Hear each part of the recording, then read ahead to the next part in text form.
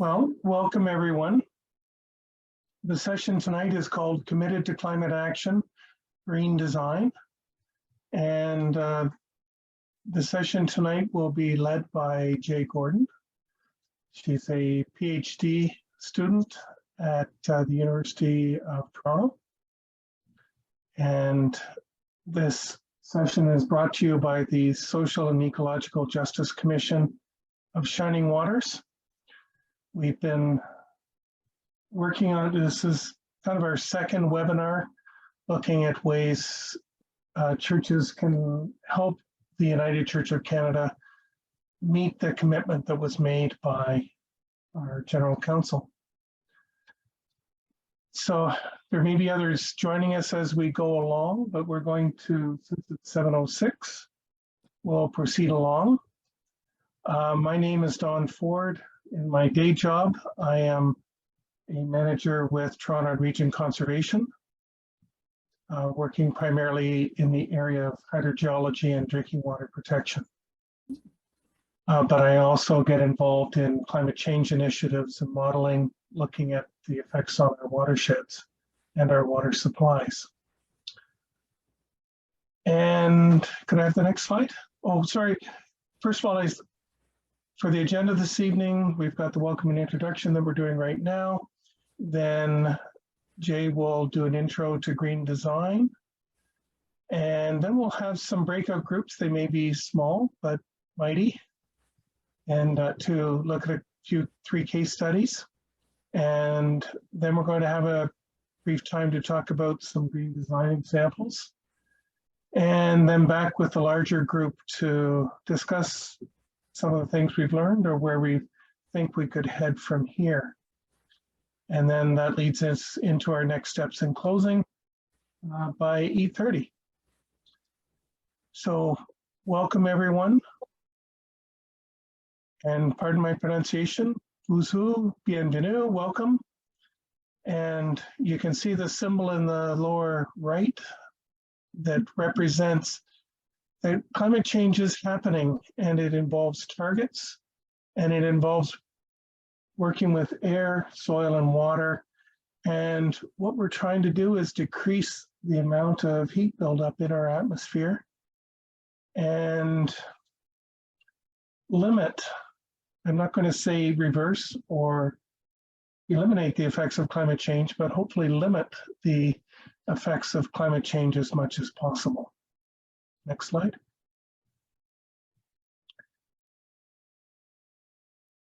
As we begin our discussion, we want to think of the sustainability of the land. And I think a lot of this as a hydrogeologist about the land, the soil, the water.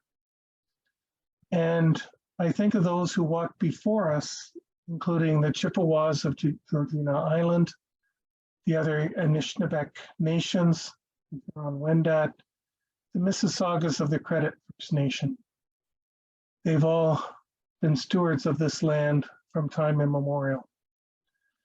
And I also think as we move through this that we should think of the effects of colonization on those peoples. If we could back up.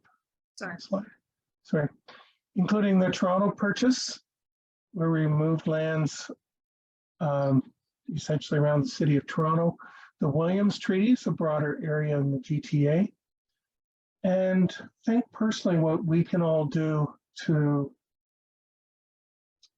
enhance reconciliation or build reconciliation with the First Nations peoples. Next slide. This picture is a symbolic representation of the carbon dioxide concentration in the atmosphere, both on the left side of the screen measured and on the right side of the screen projected. And it's stylized, showing different curves that represent different levels of action, different levels of CO2 in the atmosphere based on what we do as a people here on Earth.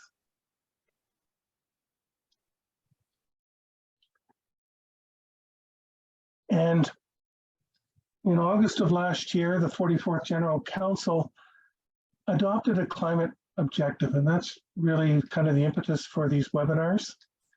And that objective includes the following components: that we have a climate strategy that will accelerate our reductions with a goal of reducing our emissions by 80% by the year 2030, which is a very ambitious target. And there's also a commitment not only to have that target, but to measure our progress and report back to General Council how we're doing and what we've learned along the way to do better as we move forward. Yeah. Now I'll turn it over to Jay. Thank you. Thank you, Don, for that introduction. And I think it really sets the stage to help us think about why we want to consider green design in our congregations.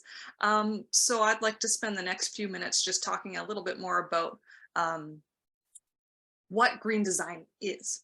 And I'm pulling a lot of the material for my talk here out of a course that I've been fortunate enough to TA for at the University of Toronto, which is sort of engineering in society or engineering ethics.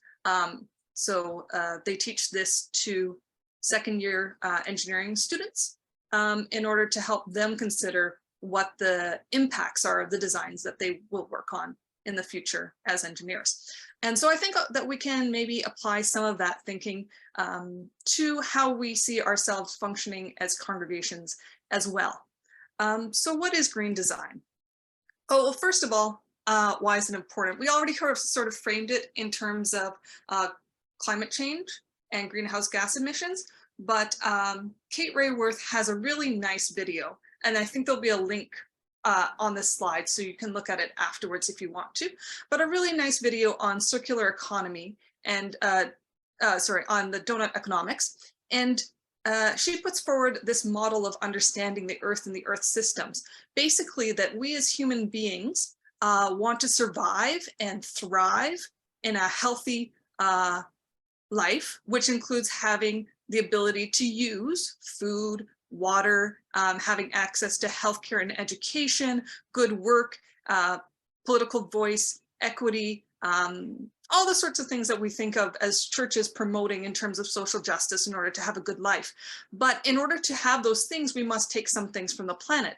And so her model of the donut is that there's a donut of a safe and healthy amount of stuff that we can take from planet Earth in order to provide us with all those things we need to live, such as food and housing, right? And healthcare. However, if we look at the population of the world, we can see that there are areas in which we're taking from the planet, but globally we're not even meeting basic needs in terms of food, water, housing, or healthcare. So we're seeing that the extraction, that's the red on the outside, is above planetary boundaries, and what we're providing humanity is falling inside the donut, not providing the basics of human needs. So so that's on the left, and on the right, what she projects is that we need to find a way to match taking some things from the earth and putting them in that safe donut space where there's a social foundation that is being provided for everyone, but we're not exceeding the environmental ceiling in any area. And right now, the areas which we're most exceeding the environmental ceiling in are biodiversity loss, land conservation, which is tightly related with habitat fragmentation. And I'm sure Don, if he works for the TRCA, knows that. And nitrogen and phosphorus loading, which has to do with farming fertilizers. And then, of course, climate change and CO2 emissions. So those are the areas that if we're talking about moderating human consumption so that we're all in that safe and healthy space for humanity in the donut, we need to moderate those. And at the same time, try to build our social fabric so that we are providing health and food and water and education to all the people that live on the planet, right? So this is what we're aiming for. And this is what green design is attempting to be a tool to achieve. And so there's a lot of ways that we think about green design being able to do that. One that is sort of the idea of efficient use of materials and resources, that we don't waste what we don't need. But there's a few other principles. There's an idea in civil engineering of life cycle thinking, which is that when we consider something that we use, we also consider the whole extraction process that was required to make it and what happens to it once it becomes waste. So we don't just think about that product when we're using it, but everything that came into it and everything that it turns into, which kind of ties nicely into that sort of 7-generation thinking that we sometimes can draw from Indigenous knowledge, right? So related to that is making sure that any product that we've created has materials that are safe and benign, both in the making of the product and in the wasting, the disposal of it. So we're not using particular chemicals or processes that are particularly harmful. And another side of that is minimizing what we need to use, right? Just reducing material use overall, but trying to maximize the good that we get out of these things. And that's kind of tied with efficiency. So the whole purpose of green design is this idea that we conserve and protect environmental systems while protecting and providing for human well-being. I wanted to bring another concept in here too, though, which is design for social justice. And this is pulling from work by Leidens.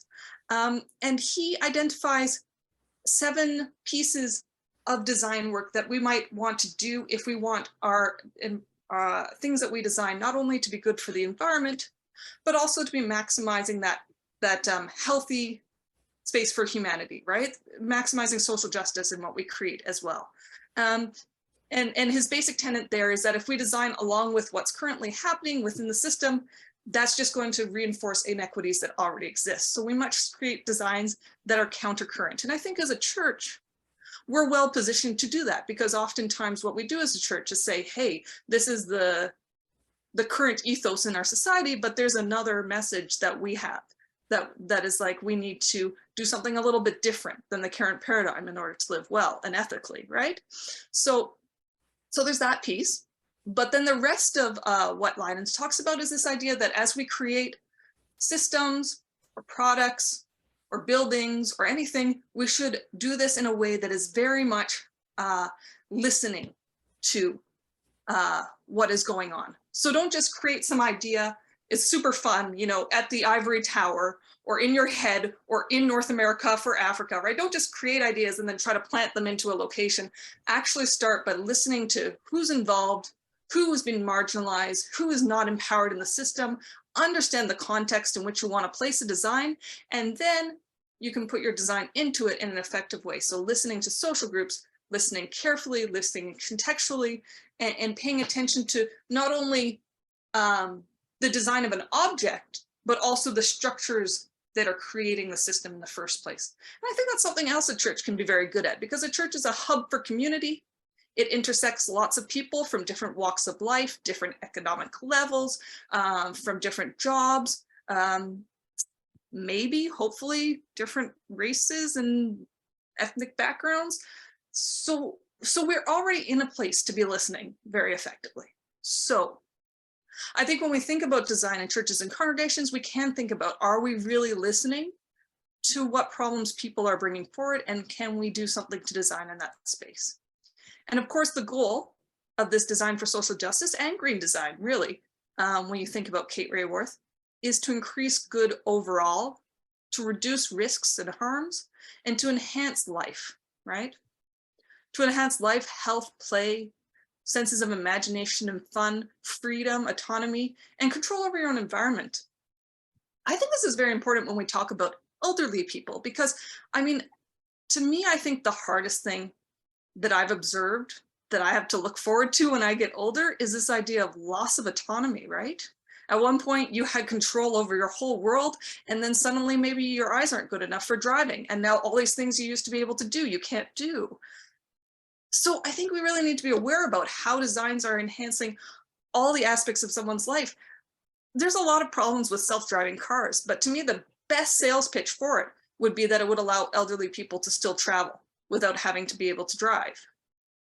So there's a lot of angles to any kind of design, but I just wanted to point out that both green design and design for social justice are nice lenses to think about any project that a church was undertaking, because I think they tie in really well to where we're coming from. So can I just take a couple minutes to talk about what is a design process? And if you wanted to do a design, what would that actually mean?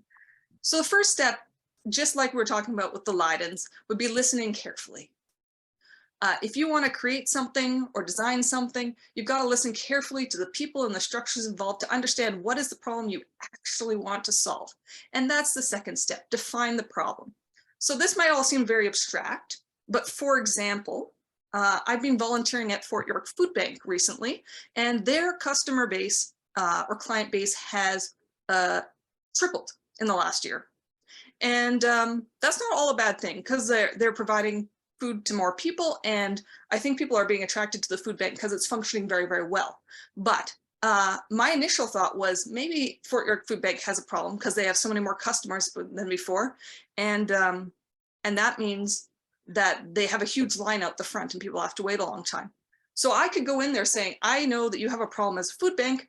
You have a long line. It's bad for people having to wait who want to pick up food. We should do something about that. I've come up with a solution. What do you think? But what if the line wasn't the primary thing? What if I spoke to a bunch of the clients of Fort York Food Bank and they said to me, the line's not great, but we socialize, we talk with other people, we build community in the line. Really, the number one thing we want is more vegetables, right? I'd be solving the wrong problem because I didn't define the correct problem according to the people who want to use the thing that's been invented. So this is just an example of how first you need to listen and define your problem, and then you can start brainstorming solutions. And this is my happy place. I love to have like a whiteboard or a chalkboard or a flipboard and start writing all sorts of ideas about how we're going to solve this problem that we've identified. And it's the most fun, frankly. You can iterate, you can brainstorm, you can have a big group, you can get your whole church in on it or a committee or something. But yet you want to be non-judgmental, right? Because that's where you're going to come up with creative and interesting ideas. And maybe a lot of them are unrealistic, but it's always better to have a wild idea than not to have any ideas at all. So, so you just kind of go for it and you brainstorm a bunch of ideas. And then you have to sort of prioritize and figure out what's realistic and choose a direction. And when you're choosing the best idea to solve whatever problem it is you've identified, you want to choose something that's going to maximize those principles we were already talking about. So it's got to be good for the environment, maybe not use too many materials, maybe use materials that are not harmful, and it's going to, you know, increase the well-being of the people involved. Because if a good idea is really energizing and helping all the people involved, then it's going to keep energy around, and people are going to want to do it for their own good as well as for the good of the world. It can be very draining, I think, in environmental justice work to try to do things for the planet at a cost to yourself, because eventually you get run down and you're like, I've done all this work and it's not really paying off and I'm so worn out. So what I like about the design process is that maybe we can create things that are good for us as well. And so then it feeds you, and then it feeds you. So once we choose an idea to work with, that direction, then you want to try it on a small scale. And that's what the prototype and iterate is. Try it small. Don't put in too much time or money or effort. See if it catches on. And if it starts to catch on, then the last piece is scaling. And so if this was something in your church, maybe you try one event, or maybe you try a pilot. And then if it's working well, then you can scale up, right? So that's the design process. And I think I went a teeny bit over time, but not too bad. So what I have now is 3 case studies that I prepared for 3 different situations I could imagine coming up in a congregation, all of which I was hoping that we in breakout rooms could come up with a teeny design for, according to the process I just kind of talked about. So I don't know if we can actually break into 3 breakout rooms, but maybe I'll read the case study titles, at least here in the big group, and then I'll try to come into your breakout room and give you one of them to work on. Does that make sense? So the first one I called Pricey Peaches. And my story here is a little bit long, but essentially, it's somebody who's realized that she can't afford the jam anymore. And she thinks about creating her own jam, but she realizes it'd be very expensive to get all the equipment. And besides, she doesn't have room for all that equipment in the small condo that she now lives in. So she ends up just buying the peach jam anyways, and not eating very much at a time, and sort of savoring it and making it last. And my challenge to you for this situation was to try redesigning this situation through a design for social justice and a green design lens. So that's the peach jam. The second case study is travel trouble. So in this one, the scenario is that there's a couple people who love to go camping and canoeing and hiking, and they were thinking about buying an electric vehicle, but they're not sure if they can find charging stations in remote areas. And they also wonder if electric vehicles, even the best way to have like an environmentally sustainable vacation. And so my challenge is to redesign this couple's vacation through a social justice and green design lens to make it the best it could be with those two lenses. And the third situation, everywhere events. Somebody wants to hold a big church event with friends and family and loved ones, but they're not sure that's going to work out. And they were trying to think of ways to reduce all the travel impacts. And then they were thinking about a hybrid event, but they're not sure if everyone's going to be able to hear well. And is there something you could do in this situation to redesign the situation with design for social justice and green design lenses? So is everyone ready for their breakout rooms?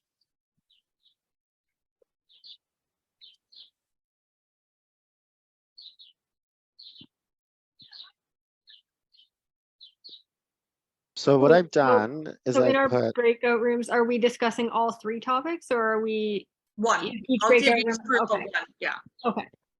what I've done is I've put, there's 3 people in each room, Jay.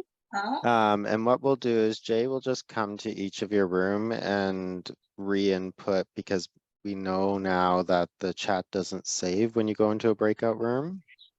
So Jay will just hop into each of your breakout rooms quickly and put all the info in, okay? So I'll open the rooms. And if anybody has any trouble going in, just let me know.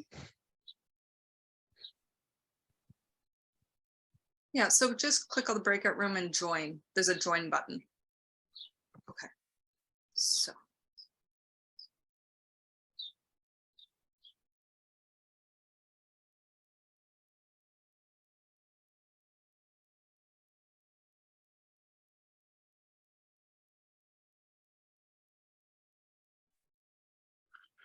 Great.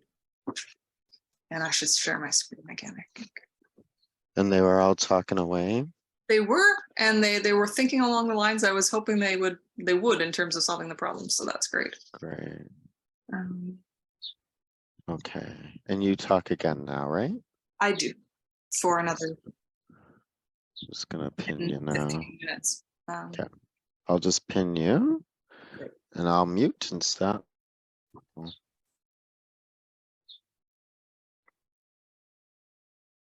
Hello, welcome back. Hello, welcome back, everyone. Hello, welcome back. I think there's just a few more people trickling in from the breakout rooms. Hello, welcome back, everyone.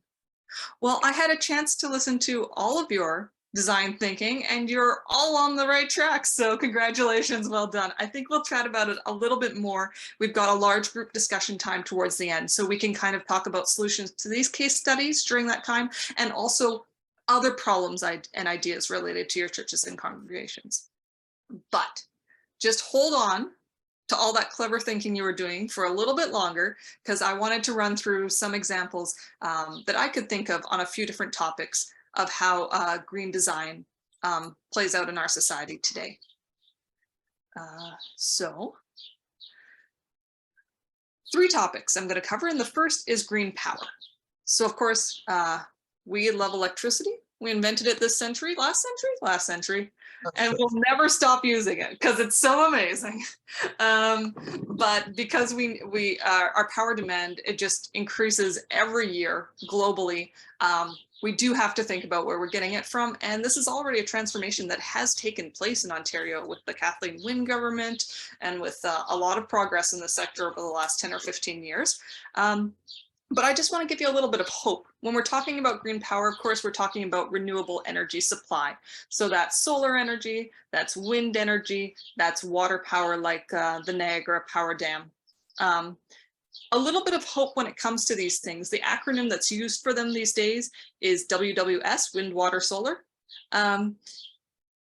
And what I wanted to say is that this nice little article by Jacobson and DeLucci, I have a reference slide at the end of this talk. It was a very abstract piece, came out over 10 years ago, but they did a calculation of the area of land that would be good for solar power across the world and the area of land that would be good for water power across the world. They calculated how much energy you could get from these sources. And these dots over here on the right represents the amount of power that could be generated across the world if we covered all land and water, which would not be a good idea.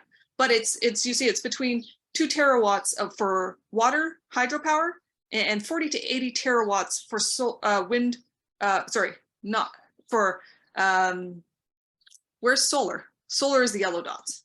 Oh, 2 terawatts, just 2 dots of water. Wind is 40 to 85, and I cut off the number there for solar, but solar is absolutely humongous. It's more than we could ever need, actually.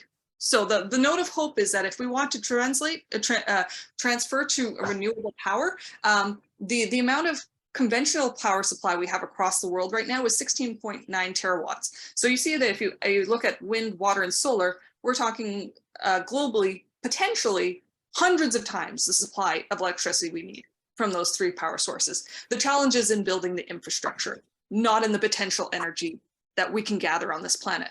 And there's been a huge explosion in wind turbines in Ontario, solar panels going up on church roofs. I've seen projects, right? Farmers' fields, it happens. And they also point out that this is conventionally 16.9 terawatts globally right now. But if we were to make our power use more efficient as a society, which is also a good idea, we might be able to get down to 12 terawatts of renewable energy. So definitely possible. Definitely possible. This is not an impossible goal to convert all the power and electricity we use to these renewable sources. But this is mostly going to be a government policy thing, an industry shift.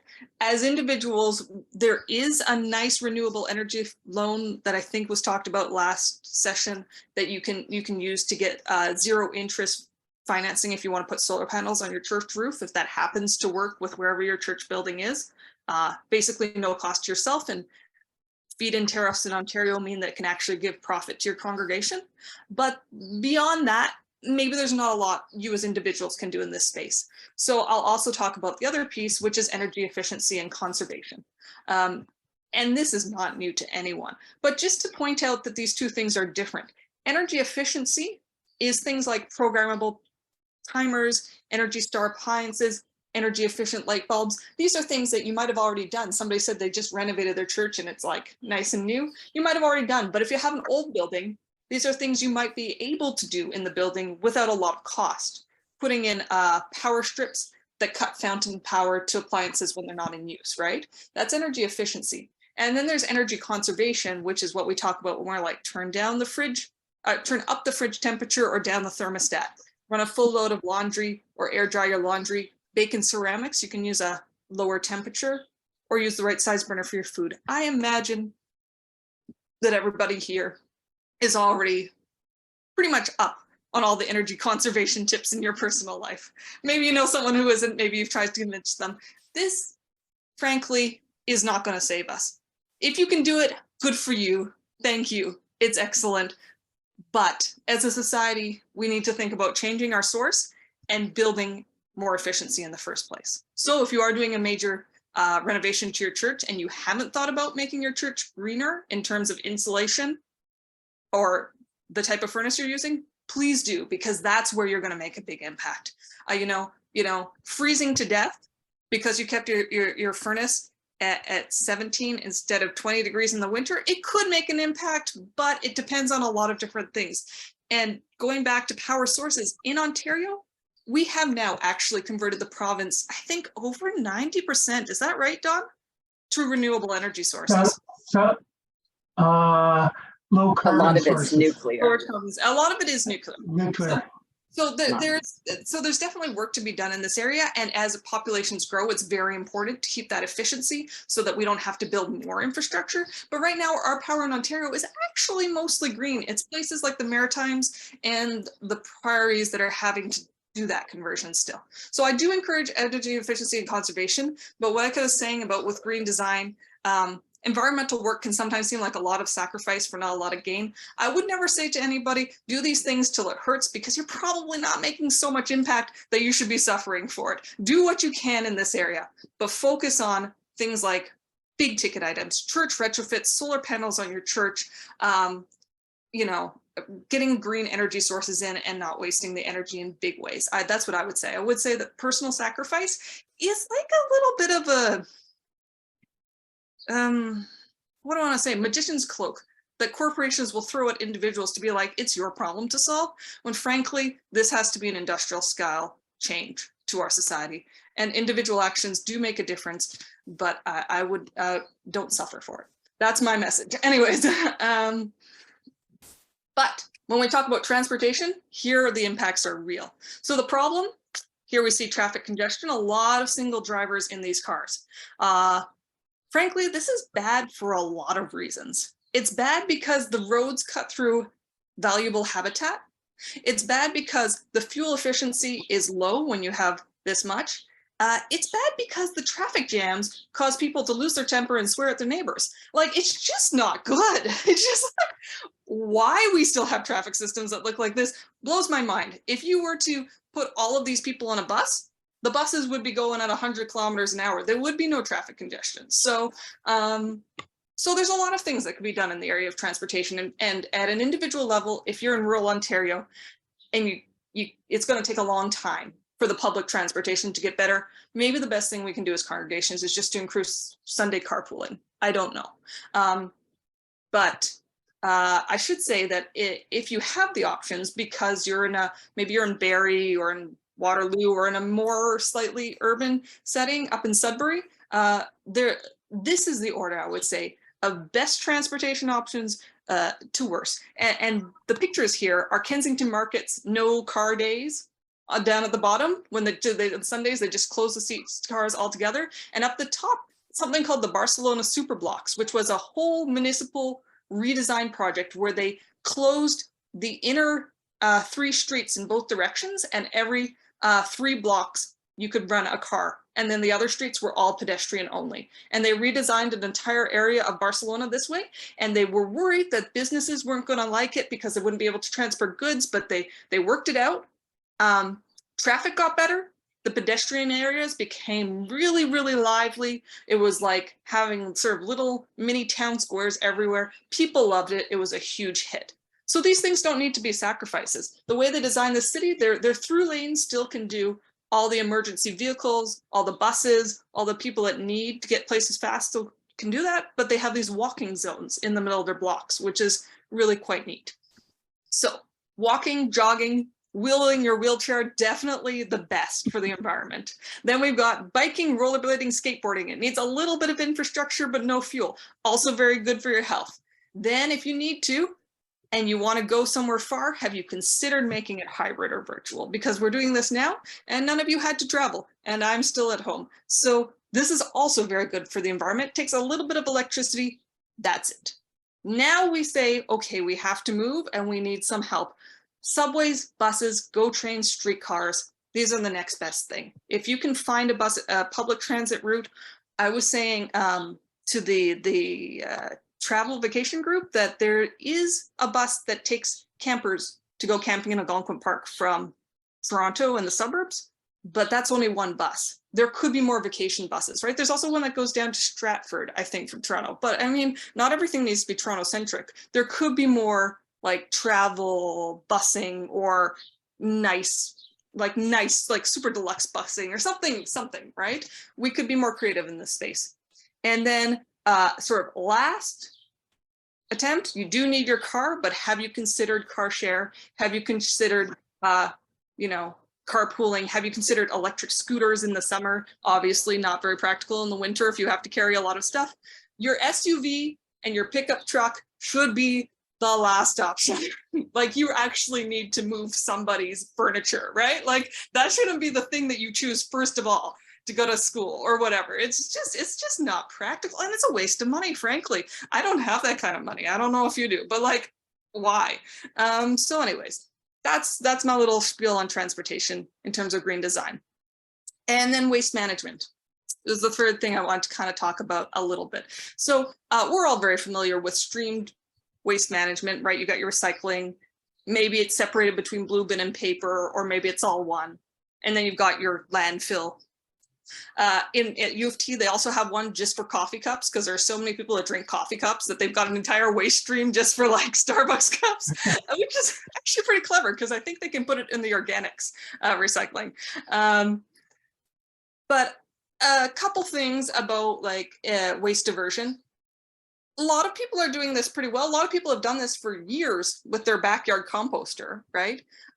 So you can increase it at home and in public spaces and with small businesses and organizations. And this is where the church fits in. What's the waste diversion program at your church? Do you know? But there's also just what are the recycling processes? And you're probably not involved with this. Maybe you are, Don, at the Conservation Authority. I don't know.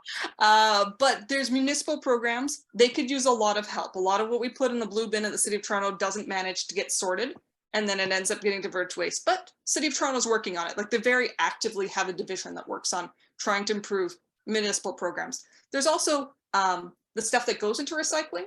There's research being done at research institutions. Like, can we actually create better processes so we can recycle more types of plastics, right?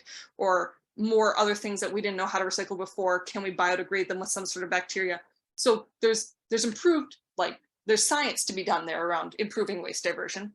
There's better programs that are easier for people to use and simpler. And yes, you want to say something? I was just going to say that in terms of improved processes, I'll give you one example. Peel found out that, you know, as much as people are well-meaning here in Peel where I live, yeah, we didn't do a good job of blue bin versus gray bin, et cetera, et cetera. Yeah. So they set up a separation plant, and it all goes to the separation plant, and they separate it. Right. And dramatically improved the quality of their various streams of materials. Yeah. Because they do it right. Yeah. It still generates some waste, but, and I see it all the time in scouting programs that I set up something for compost and something for blue bin and a little area for garbage.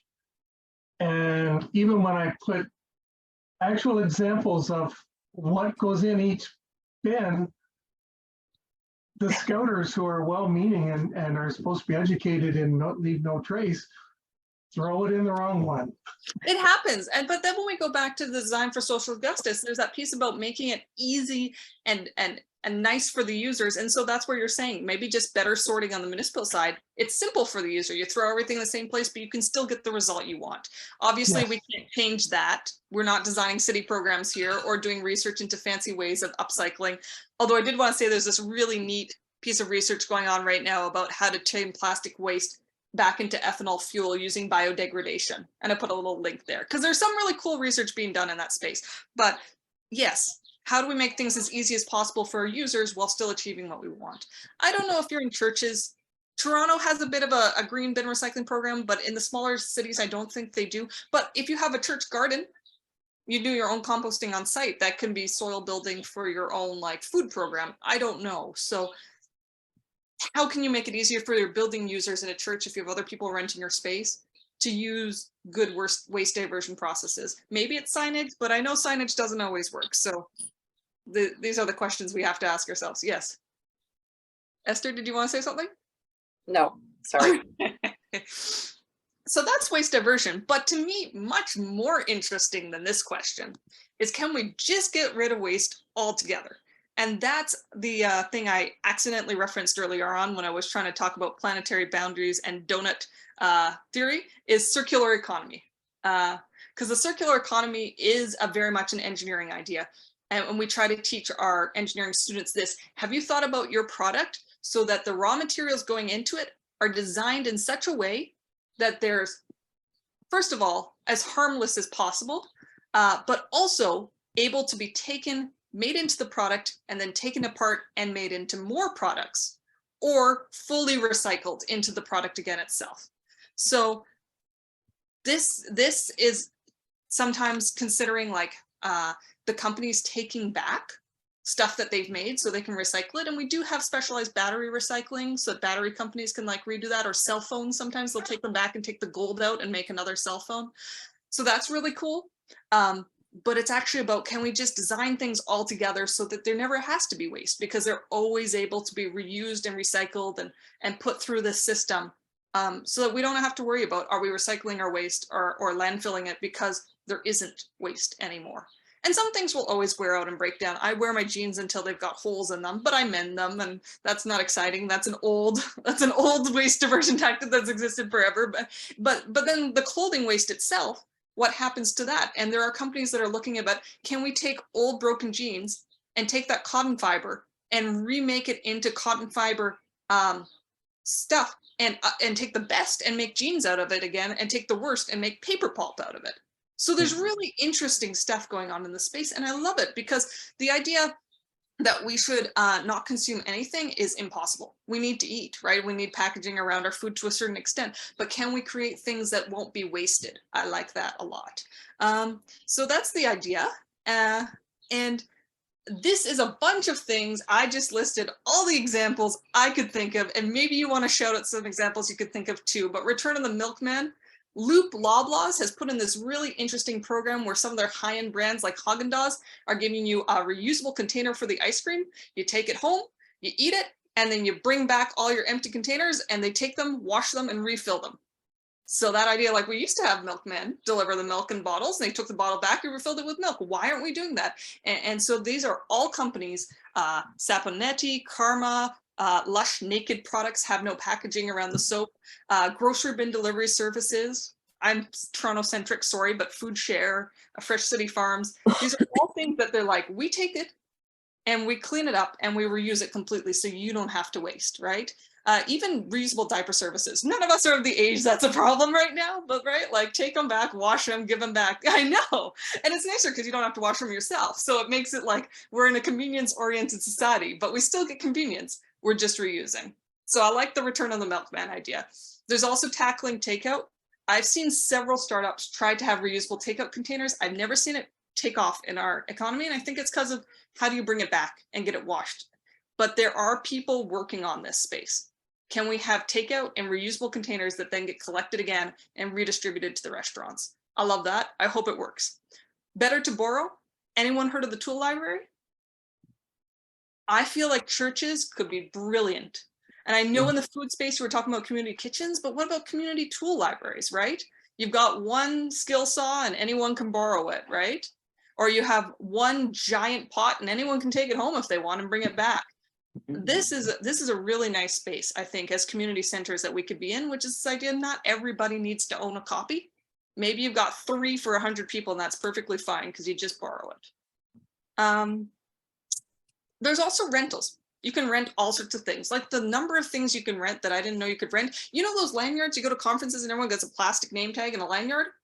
There's programs that just lend those to you for free and then you return them. I don't even know that was the thing. You can definitely do that. And fix it first. Do you know where your local cobbler is? I do, but I'm pretty sure he's going to go to business when he retires in 5 years, and then I don't know. Nice. Yeah, look at all those lanyards, right? It's ridiculous. How many lanyards does one person need? 0. But you can return them. Maybe you can even take them other ones. I don't know, right? Like, and I think that church sewing and quilting groups are great at this, right? They take scrap cloth and they make them into art. So repair cafes exist. Like if your electronics break, they teach you how to fix your electronics. Maybe that's more of a youth thing, but maybe it's a great youth program in your church, like fix stuff up, right? It's kind of cool. And finally, upcycling. And this is the idea that you don't control it, but you're returning waste to places where they can make something out of it. And one of the neatest things I've seen here is people that are taking fish nets out of the ocean from the Pacific garbage patch and things like that, and making them into plastic products we want, like sunglasses or new coats. So it's fairly expensive to do that because you have to go catch the plastic instead of just making it out of oil. but it's really reducing a waste problem that we know we have. So there's definitely some interesting stuff in upcycling commercially, but it's also great scope for arts and crafts programs for kids and all that sort of thing. Does anyone else have anything that falls into any of these circular economy categories that they just want to shout out? Because I think it's so awesome.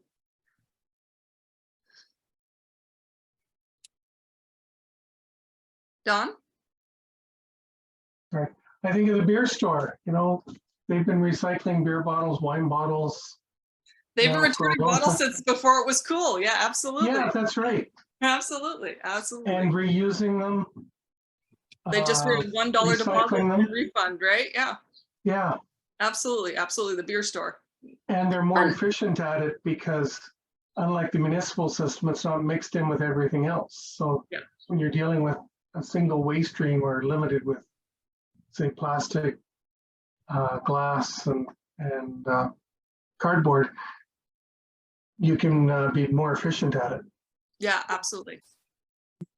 There's Anything a, else? sto- there's a store just opposite University entrance on Keel that loans out tools and actually either rent or loan some out, reuse, whatever. Mhm. And you can take all the tools there and they'll recondition them so they can be reused. Oh, nice. So they're also like fixing up old tools and making them Yep, new. yeah, that's been there for about 10 years to my knowledge. Very nice. Everybody just comes to my place and borrows mine. You're a local tool library. Excellent. Excellent. I have friends who, and I do have done this as well, who take their own containers to take out when they order takeout, and they ask them to put it in their own containers, and they've always been willing to do that. I've always wondered about whether there's safety, hygiene issues, but so far no one's complained about it. Mhm. And then in where I am with my parents, it's a very proactive like community that is given a lot of freedom in this residence building here, and they have their own sewing. You can take any of your sewing down to a certain women meet once a week and they fix anybody who has sewing that needs fixing, or they have computer fixers, but they've organized it all within the building using the skills, the sets that are in the building. Nice. So I think we could do that a lot more and encourage our apartment buildings to have similar ways of helping people not throw things out. Yeah, it's really awesome. And at church, even if they didn't have the people to do it, could say, hey, you can have this room for a day if you wanted to run something like this, right? And throw it out to the community, because I think a lot of people are interested in these sort of maker spaces or fix-it spaces. It's kind of fun, actually. Yeah, this has actually come up it came up at the annual meeting too, about this brain wave of like ideas about using our church buildings as spaces. It has really started to percolate out of these networking meetings. And I think it's something we really should go forward on. Mm-hmm. Well, I do have a couple wrap-up minutes for this talk at like 8:20, but we've got another 10-15 minutes now for general conversation. So did you want to throw something in here? Yeah, in Korea, when you order food from a restaurant, they actually deliver your food to your home, and then they come in a really nice, containers, and then afterwards you put them in the, bag, leave it in your front door, and they will come and pick it up for you afterwards. Wow. On the waste, I've also taken my hot water, bottle, and asked for tea, and they actually gave me a 10-cent discount for not using their paper cups as well. And the other thing that's really well practiced is that the mothers are very good about passing on the kids' old clothes to their friends. So there's that hand-me-down idea that gets circulated. I don't know how many times over, but it is a really good system. Yeah, parenting groups are really good at that. I find that's really nice because it saves you a lot of money too. So there's like an economic reason for it, but yeah. Yeah, the church where my scout group meets, not my own church, but they're just starting a program called St. Joseph's Closet. Uh-huh. And what's that? It's a clothing exchange for kids because there's a high number of new Canadians in the area in which I live, in the high density housing just around the city center. Yeah, and it's a beautiful overlap here between green design and design for social justice, because you're probably Yeah. hitting low-income families and communities, right, and getting them free items for their kids. Yeah, and it gives them a sense of self-worth because they're in some cases trading in something, so the kid's outgrown it. The idea is it's an exchange so they can bring in stuff that their kids can't wear anymore and Mhm. get stuff that their kids can wear. Beautiful. In Uh, Thunder Bay, there is one church, the United Church, that has a clothesline outside, and people, they put clothes out there. There are that are used, and things like coats and scarves and hats and whatever clothing, and the clothes get left outside and they disappear very quickly. Oh, that's cool. Yeah. So, Because it's probably not that much work. No. No. And I put in the chat about Bulk Barn. My son was the one that brought this to my attention, that Bulk Barn has sustainable Sundays that they get 15% off if you bring your own containers. Nice. So, my son goes over to Bulk Barn on occasion and he marks all the containers. They're all marked and ready to get reused again. Perfect. We have a drop-in centre at the church now that we've been able to reopen, and this is for homeless people in the area, and we donate clothing to the drop-in centre so that those that attend and looking for a meal or fresh clothes can pick through what we have and take what they need. Nice. That's really nice. Yeah. Some of these ideas aren't new at all, but sometimes there are new spins on them we haven't thought about before. Sorry, Deborah, you wanted to say something. Yeah, I was just in Norway, and in Bergen, they have a place where people take their recyclables and things to a depot in different places in the city, and it gets like sort of vacuum suctioned and goes underground all off to a special depot where it gets resorted again. Some of it goes to Sweden and some stays in Norway and gets reused for energy. Oh, neat. Yeah, like it was amazing. They use pneumatic tubes. That's the proper word. Bicycle loaning programs. Like I've seen bicycle rental programs, but I wonder whether a church could successfully have a free bicycle loaning program out of it, I got 2 bikes that I can loan out. There you go. I can't use them anymore because I have chronic arthritis in both knees, so I can't pedal. Yeah, so we're just a bit coordinated. I know my mom works as a parish nurse in a congregation. And the neat thing she does is she collects medical equipment when somebody's like broken a leg and then they get, crutches or a wheelchair or something. She collects it once it's done because there's nothing to be done with it. And then if somebody else in the congregation needs a bit of medical equipment, she lends it to them instead. So she basically has a medical equipment lending library. And I mean, there's lots of seniors in churches and lots of people, I can imagine. Great idea. Things, yeah. We have a little bit of that at our church. My mom's walker is there again now. Yeah. We had my late parents' canes and walkers, and they've been used by various members of the church. And when they no longer need them, it comes back to the church and then someone else uses them. It's perfect. Yeah. That's nice, yeah. So furniture too, like churches could have most churches have a lot of unused space. They could use rooms to collect furniture and then put it out to refugees and anybody who needs to and I don't know, they say that with bed bugs and stuff, like what would be wrong with having some sort of I don't know, whether it's a chemical or something or heat treated and just then you could reuse it again as opposed to having it go to the landfill. That's a good point. Or maybe it gets stored by itself for a few months just to take care of that. I don't know what you'd have to do. You'd have to think about it. But I like that idea. Yeah. Because I mean, we're putting out couches and beds and I mean, I'm sure that they can be reused and there's lots of people who are in need. Lots of people are homeless. Yeah.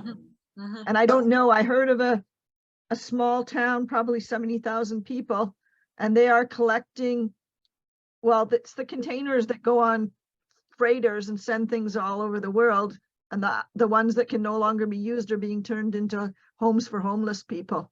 Oh, that's neat. Yeah. And anything that came out of the case studies that people want to talk about too, we have a few more minutes if there was a bright idea you came up with that you wanted to share. I have to say that I took notes for, so the pricey peaches I can share with you later, but I'm hoping we have notes from the other two. I don't know about that. Maybe just tell us now what you thought about. I have some from room 3. Okay. Room 2, how did your conversation go in the end? Silence. Oh, Deborah, you're on mute.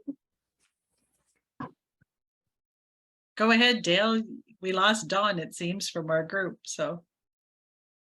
Well, we talked about transportation. I don't know if anybody else looked at the at my notes here.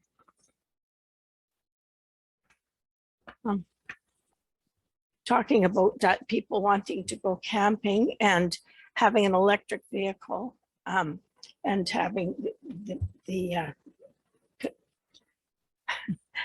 having the difficulty figuring out where they should go, or how they can work around what it costs to get back and forth. The best thing would be, what was suggested, the best thing would be to do is to sort of find out where there are charging places that would be close to campgrounds or whatever, and working it out which way they would work. That was one of the suggestions what we thought about. And Debbie, what else did you think? Well, Dawn was saying that there's an app that tells you where the charging stations are. So if you had that, you could plan your route for hiking and camping. Yeah. We talked about maybe buses that would come close to camping grounds or carpooling. Jay was suggesting finding a cycling places where between Airbnbs, or this bus that goes to the Algonquin camping area. I think somebody else mentioned that they had an EV and they kept their old Honda, but they use their EV car most of the year in the area, but then when they needed a long trip, they would take out their Honda. But it was a tough one of how to get to remote places. And Dale and Dawn were both saying that, up in Thunder Bay or Fort Francis, it's a long ways between places and to get to camp spots. And he said it would, if I went from Southern Ontario to Thunder Bay, it would take me an extra day to stop and charge. And then I'm having to spend money extra for overnight and for food and for things. So how efficient is it? Yeah, right. Is that EV may not always be the best answer. I would think it would even take longer than that, just coming from Thunder Bay to Sault Ste. Marie, it would take you 2 days driving. Normally it would take much longer than that, because you figure 300 kilometers is how much you can. Yeah, and the timing for the charging would take so long if they're at a place that's remote, Maybe we should have buses with solar panels that are able to go and interact with people en route. They keep working on the That'd be solar nice. car. That's a very exciting idea, but not practical yet. Juan's got an idea. What do you got, Juan?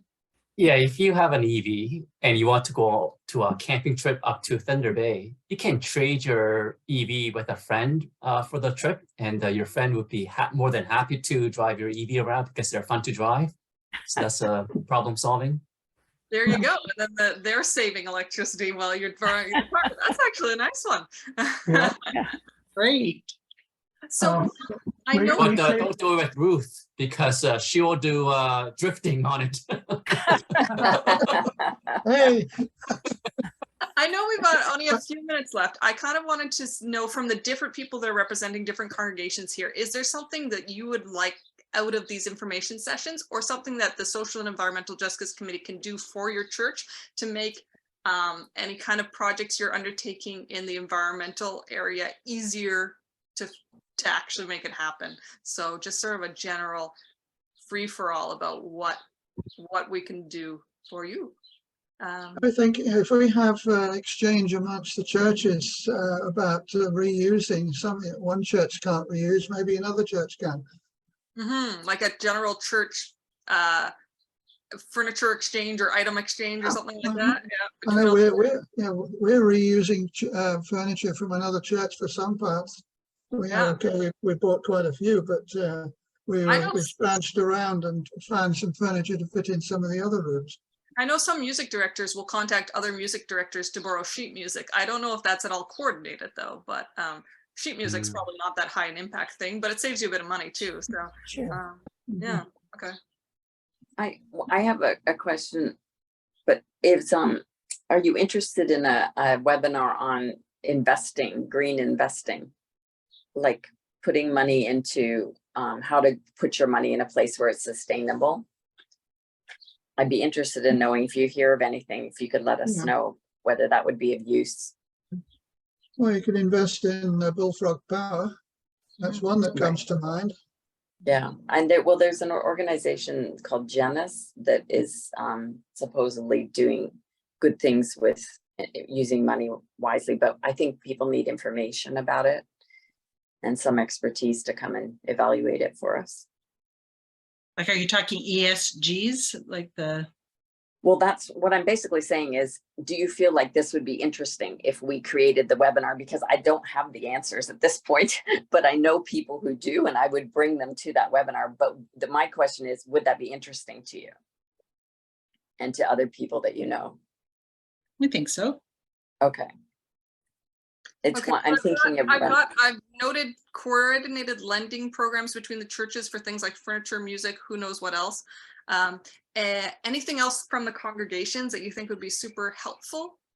A central place where you could get that they would do the grants and then put them out to churches that needed them, so that you don't have people spending a lot of time and having to develop a lot of expertise that they don't have access to, where a central church, I think, would be able to access grants. And then you could just go, we need to put this many square feet of solar panels on our roof. We need, help putting in.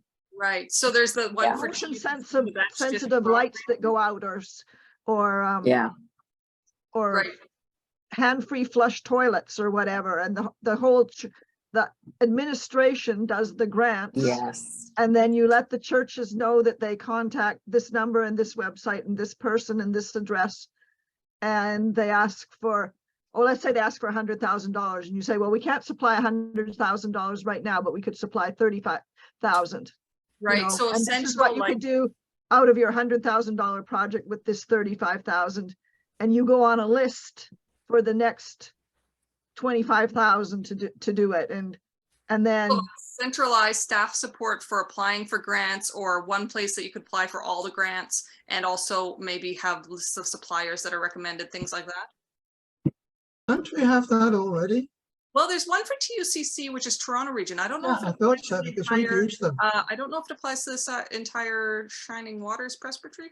Jeffrey, it does? It does. But perhaps there could be more support in that application process. I don't know. But it's hard to figure out if you're not in the queue how to do it. Exactly. A lot of people spend a lot of time and a lot of energy, and they still don't get the grants. And then right. Okay, so really facilitating that more. Okay, that's really good to know. Anything else? Thank you. Well, there is a website, isn't there, for TUCC and grants. Anything else that would be really helpful? Well, keep thinking about it. I've got a couple more slides and I don't want to run over time. So let me just finish this piece off, which was that next steps. We were thinking there were a few things. One was a save the date, because Esther, correct me if I'm wrong, but I think the next session like this is going to be about harnessing community resources, and it's going to be at 1 o'clock on Saturday, November 4th. Is that right? Yes, that's correct. Yeah. Okay, so if you can invite more people, I think these webinars are getting watched after the fact. So a small turnout is not the worst thing, but it's also nice to have a lot of people, for the conversations and for the group discussion at these events. Our ask to churches that we're attending is to think about holding an info session in your own congregation to activate the potential in your community to do environmental justice work. But the second option I wanted to offer is, if anyone found this green design piece helpful, I could maybe run something similar in your congregation. If you had a project you wanted to kickstart that was like a green design project, I could modify this process to help you get the ball rolling. If you really just love that tool library or whatever it was you were thinking about and you wanted something like that, you could maybe reach out to the ASJ and we could see if one of us could help facilitate something like that for your congregation. So those are kind of the follow-up steps that we were imagining. There are also 2 nice QR codes. I think we're going to send out these slides after the fact, so don't feel like you need to snap this with your phone right now.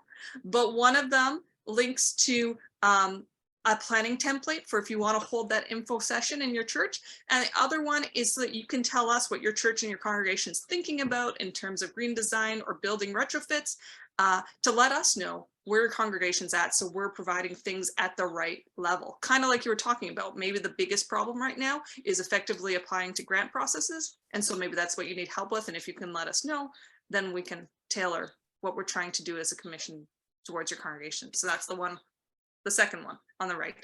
And the final thing I have here is just further reading and resources and properly citing all the people I was pulling on for this presentation.